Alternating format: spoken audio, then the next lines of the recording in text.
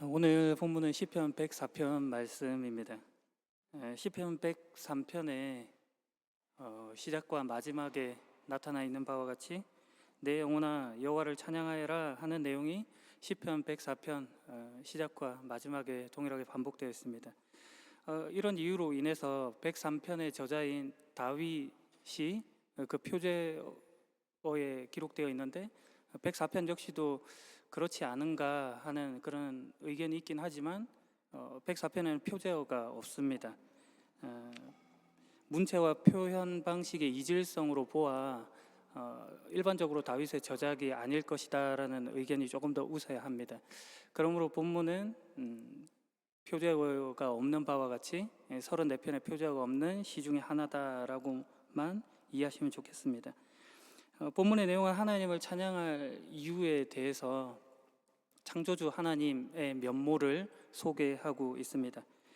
엄격하진 않지만 이 본문의 내용을 전체적으로 쭉 훑어보게 되면 1절 하반절에서 2절 상반절까지는 창조의 첫째 날에 대한 비유이고 2절 하반절에서 4절까지는 창조의 둘째 날, 그리고 5절에서 18절까지는 창조의 셋째 날, 19절에서 24절까지는 창조의 넷째 날, 25절에서 26절까지는 창조의 다섯째 날, 그리고 27절에서 30절까지는 창조의 여섯째 날, 그리고 31절에서 35절의 상반절까지는 창조의 일곱째 날로 하나님의 영광이 영원하다 하는 것을 기원하고 찬양하는 그런 내용들이 소개되고 있습니다. 오늘은 1절에서 4절까지의 내용을 통해서 그 창조주 하나님의 면모에 대해서 살펴보려고 합니다. 본문의 시작에서 창조주 하나님의 모습은 히브리어 예흐와 엘로하이 여호와 나의 하나님이라고 하는 그 신명 하나님의 이름으로 출발되고 있습니다. 성경에서 보통 예흐와, 그러니까 여호와라고 하는 말은 하나님과 인간 사이에 맺은 언약 관계를 드러낼 때 주로 사용되는 표현입니다. 그러나 본문에서는 그 여호와라는 이름의 어원, 유래와 관련해서 지금 그 뜻을 설명하고 있다고 보겠습니다. 출애굽기 3장 14절에 나타난 나는 스스로 있는 자다, 여기서 있다 하는 히브리어 하야에서 유래하여서 이 여호와라는 이름이 있습니다. 이 세상에 존재하는 모든 것이 스스로 계신 분, 자존하시는 하나님에 의해 있다 하는 것, 그 하나님에 대해서 소개하고 다른 피조물들과는 구별되는 하나님의 모습을 설명하는 차원에서 지금 이 하나님의 신명이 나타나 있는 것입니다. 시인이 스스로 계신 자존자시며 동시에 만물의 창조주로서 이 하나님을 찬양하고 있는 것이죠. 이것이 엘로하이라고 하는 말로 더 확장되어서 설명됩니다. 이 엘로하이라는 말은 하나님의 이름인 엘로힘이라는 말에 1인칭 단수 전미어가 붙은 겁니다. 창세기 1장 1절을 보게 되면 태초에 하나님께서 천지를 창조하셨다라고 할 때 그 하나님의 이름이 엘로힘으로 표현되어 있습니다. 창조주 하나님을 나타내는 그 이름인 것이죠. 거기에 1인칭 단수 전미어 나에라는 표현을 사용해서 그 창조주 하나님이 나와 아주 밀접한 관계를 가지고 계신 분이라는 것을 지금 설명해 주고 있는 것입니다. 멀리 계신 분이 아니라 매우 친근한 하나님입니다. 그리고 그 주는 참으로 위대하십니다. 여기서 위대하다 하는 히브리어 까탈르타는 광대하다라는 뜻입니다. 힘, 지혜, 지식, 그리고 능력에서 측량할 수 없다 하는 그런 뜻이 하나님께 있는 겁니다. 어느 한 곳에 제한되어 계시지 않는다, 그리고 시간과 공간의 제약을 받지 않는다 하는 그런 뜻도 있습니다. 편재하신 하나님, 무소부재하신 하나님, 어디에나 존재하시는 안 계신 곳이 없는 하나님입니다. 그렇기 때문에 지금 이 자리에 함께, 우리와 함께 하시는 하나님으로 시인이 하나님을 찬양하고 있는 것입니다. 그 하나님은 찬란한 위엄의 옷을 입으셨습니다. 마치 왕이 호화찬란한 왕복을 입은 것과 같이 하나님께서 그런 위엄을 가지고 계신 모습으로 표현하고 있는 것입니다. 누가 옷 입혀준 것이 아니라 스스로 옷 입는 능동적인 모습으로 지금 성경은 하나님을 묘사하고 있습니다. 자신의 명예, 성품을 위하여 움직이시고 활동하시는 그 하나님을 나타내 주는 것입니다. 하나님은 거기에 빛을 거도 삼아 두르셨습니다. 의복은 당시에 신분을 구별하는 표가 되었습니다. 부자들이나 아니면은 어떤 지도층, 신분이 높은 사람들은 직조된 옷을 입었습니다. 가난한 사람들이나 신분이 낮은 사람들은 짐승의 털옷으로 옷을 해 입었습니다. 제사장들은 에봇이라는 특별한 옷을 입었고 자줏빛 옷이나 빛나는 옷 같은 것들은 왕이나 왕족들이 입는 전유물이었습니다. 그런데 시인은 하나님께서 빛을 거도 삼아 두르셨다라는 표현을 사용하므로 하나님이 그들과는 또 구별되는 특별한 분이심을 나타내 주고 있습니다. 강렬한 빛을 쳐다볼 수 없는 것 같이 감히 하나님을 바라보기조차 어려운 그런 대단하신 분이다 하는 것을 표현하려고 한 것입니다. 그분은 하늘을 천막처럼 펼치셨습니다. 이 표현은 당시 우주관, 세계관을 염두에 두고 한 표현입니다. 당시 히브리인들은 우주관으로 보면 하늘을 세 개의 층이 나누어져 있는 것으로 이해했습니다. 먼저 첫 번째 하늘로는 오늘날의 표현으로 보자면 대기권입니다. 그러니까 새들이 날아다니고 구름이 움직이는 그곳인 것이죠. 두 번째 하늘은 대기권 밖으로 해, 달, 별, 천체들이 있는 곳이라고 이해를 했습니다. 오늘날로 보자면 우주 공간입니다. 당시 사람들은 이곳이 어떤 금속 판으로 되어 있다고 생각했습니다. 거기에 천체들이 붙어 있거나 매달려 있는 것이라고 이해를 한 것이죠. 창세기 7장에 노아의 홍수 사건이 기록되어 있는데 당시에 하늘에서 창이 열리면서 많은 물이 쏟아집니다. 여기 두 번째 하늘에 그 많은 물들이 있고 창이나 수문이 열리면 그 물들이 쏟아졌다라고 이해했던 것이 창세기의 기록입니다. 그리고 마지막 세 번째 하늘은 하나님과 천사들이 거주하는 장소입니다. 사람의 눈으로 감지될 수 없는 곳. 이렇게 하늘을 세 가지 층으로 이해한 것이 고대 우주관이었던 것이죠. 지금 시인이 하나님께서 하늘을 천막처럼 펼치셨다 하는 표현을 사용한 것은 두 번째 하늘을 염두하고 한 표현입니다. 해, 달, 별들, 천체들이 있는 곳을 그 하늘을 펼치신 모습을 회화적으로 나타낸 것이죠.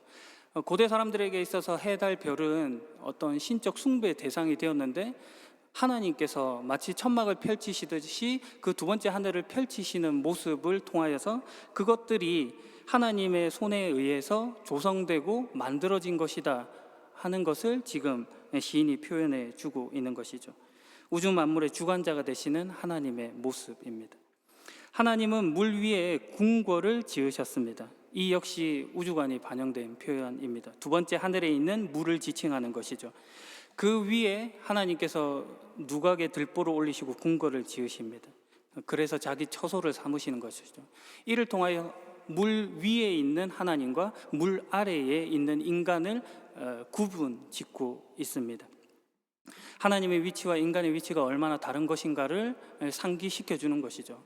그러나 시인은 그 처음 표현과 같이 나의 하나님이라는 것을 먼저 기록함으로 그 구별되는 하나님이 나의 하나님이 되신다라는 것을 더욱 강조해서 나타낸다고도 하겠습니다. 하나님은 구름들을 주의 병거로 삼으시고 바람 날개를 타고 다니십니다. 하나님께서 구름과 바람을 문자적으로 타고 다니셨다 이렇게 이해하시면 곤란합니다. 그것이 하나님의 이동 수단일 수는 없습니다. 여기서 구름과 바람이라고 하는 것은 정처 없이, 그러니까 향방 없이 이리저리 움직이는 것의 상징, 자유로운 것의 상징으로 표현되어 있습니다. 컨트롤하기 어렵고 조종할 수 없는 것의 대표로 지금 이 구름, 바람이 나타나 있는 것이죠.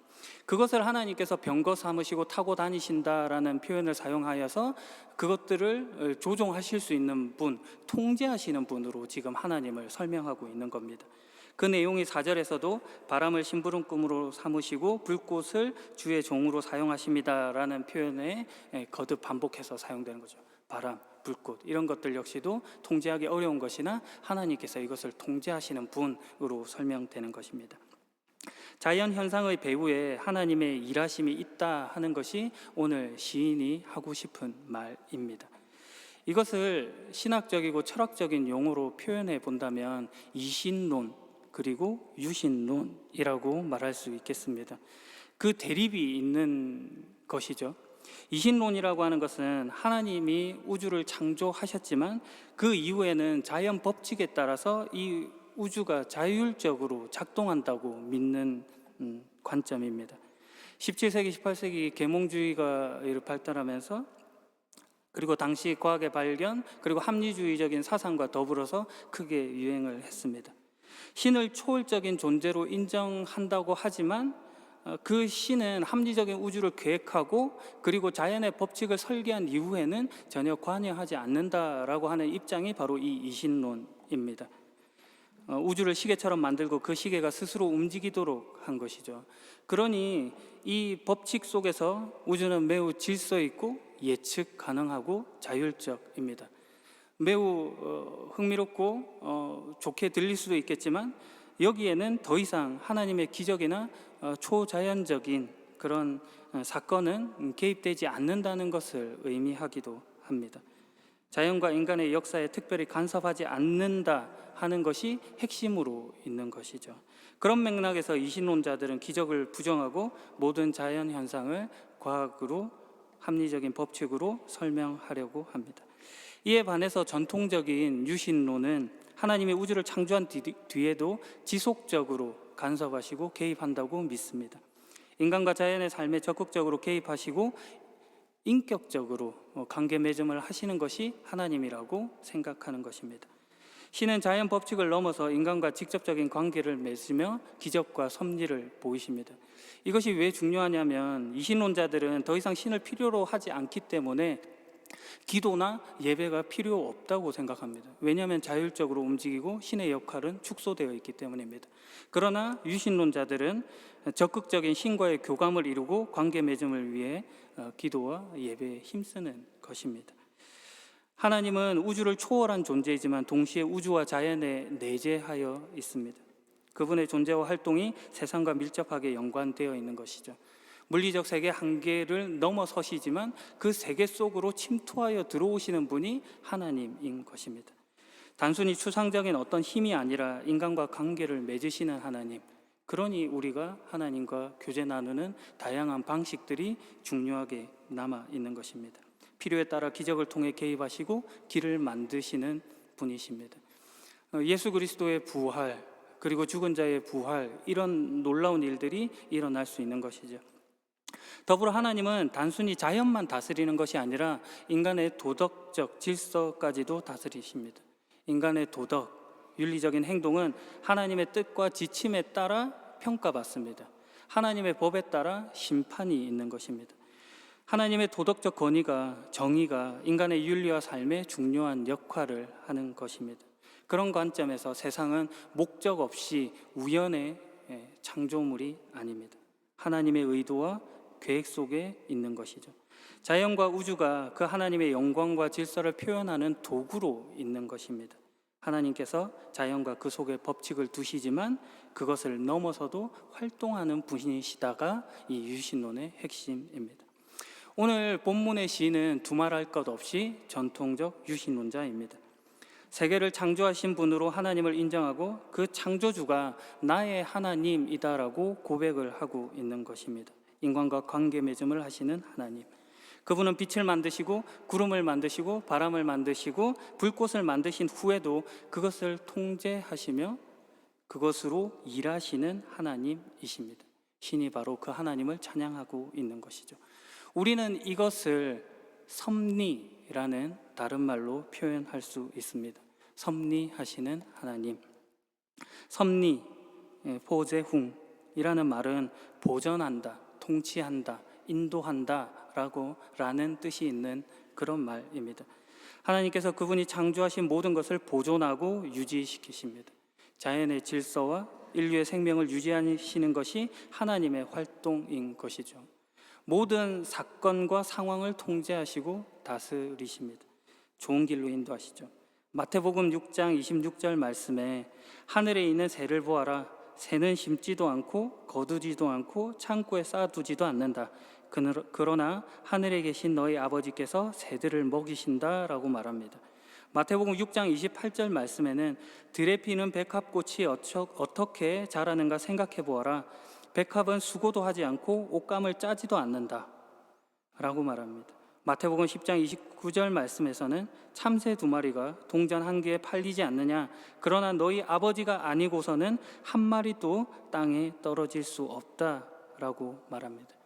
세상의 모든 일이 하나님의 뜻과 계획 안에서 인도받고 실현되고 있는 것입니다. 세심하게, 세밀하게 세계를 주관해 가시는 하나님입니다.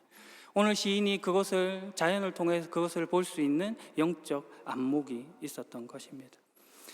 교회력을 따라 오늘 본문과 함께 주어져 있는 본문은 욥기 38장입니다. 욥기는 우리 잘 아는 바와 같이 욥의 고난 가운데 그 인생에 개입하시는 하나님의 모습이 나타나 있죠. 그것을 통하여 하나님이 누구신지 또 자기가 누구인지를 배워가는 것이 이 욥기의 내용입니다.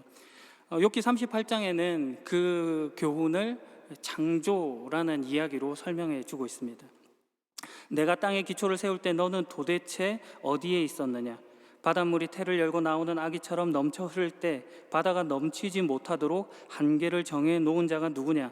누가 폭우의 길들을 내었느냐? 천둥의 길을 누가 마련했는지 너는 아느냐? 네가 천체의 운행 법칙을 아느냐? 네가 땅의 자연 법칙을 세웠느냐? 먼지를 덩어리가 되게 하고 흙을 흙덩이가 되게 할 수 있느냐? 모든 것을 주관하시는 창조주 하나님의 면모입니다. 지금까지 불평했던 욥에게 하나님께서 이런 설명을 하시는 까닭은 내가 이런데 감히 네가 내게 대들어? 라는 차원에서 주신 말씀이 아닙니다. 대신 네가 내 창조 속에 있는 존재이고 너는 그 피조물들보다도 더 특별함을 가지고 있는 존재다라는 것을 알려주시는 차원에서 지금 하나님이 이 창조 이야기를 꺼내놓고 있는 것입니다. 창세기 1장 28절 생육하고 번성하여 땅에 충만하라. 땅을 정복하라. 바다의 물고기와 하늘의 새와 땅 위의 모든 움직이는 모든 생물을 다스려라 하는 말씀을 수사적 반어법을 써서 지금 욥기 38장에 설명해 주고 있는 것입니다. 도무지 묶을 수 없는 둘, 그러니까 무식한 말로 하나님의 뜻을 어둡게 하는 자와 창조주 하나님을 대조시키고 그리고 비교하여서 하나님이 대접하시고 묶어내고 계신다가 이 욥기의 이야기인 것입니다. 이것이 바로 하나님의 섭리입니다. 일전에 창조 이야기를 하면서 바벨론 신화 에누마 엘리시에 대한 이야기를 드린 적이 있습니다. 혹시 모르실 분들을 위해서 이 신화의 이야기를 다시 한번 설명드리겠습니다. 신화는 태초에 혼돈 상태에 있었습니다. 소금물의 여신 티아mat과 민물의 신 압수가 결합을 하여서 다른 신들을 만듭니다. 세대가 반복되면서 여러 신들이 창조되는데 그들이 많아짐에 따라서 소란이 일어납니다. 매우 시끄러운 것이죠. 압수가 이런 소란에 분노를 하고 후손 신들을 멸망시킬 계획을 합니다. 그때 이 에하라고 하는 신이 그 사실을 알게 되고 결국 연합하여서 이 압수를 무찌르게 됩니다. 살해하게 되죠. 그 티아mat은 이 압수의 죽음에 붕괴하여서 괴물들을 만들어내고 그리고 킹구라고 하는 장군을 내세워서 그들과 전쟁하려고 합니다.